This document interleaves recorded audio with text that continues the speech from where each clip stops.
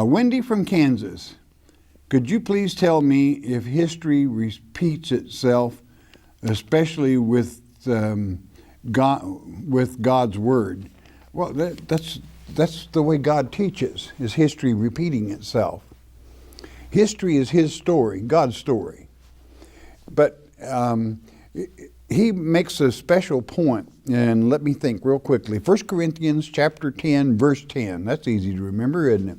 What does it say there? It says that all those things in the past happened as examples whereby we would know how it's going to be here at the end of the world. Now think about that for a moment.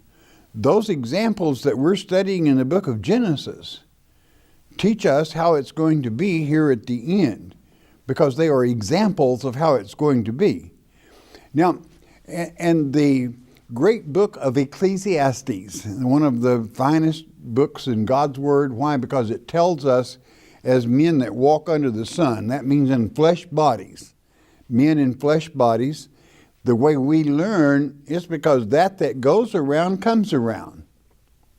Meaning, as it happened once, it's going to happen again. Now, that's really a wonderful way of teaching. You would be pretty slow if after something happens enough times over and over, comes around, that you don't catch on to it. You know, you pretty soon you're going to wise up and say, well, God has made that really simple, hasn't He? Yes, He has. What goes around comes around. What happened once before, it's going to happen again. As the rain, as the moisture goes up from the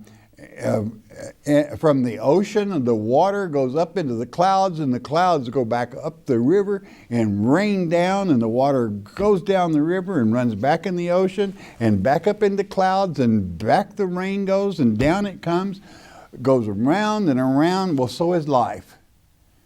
So pretty soon you begin to say, aha, I think I've got it. And then congratulations, because you really do. What goes around comes around.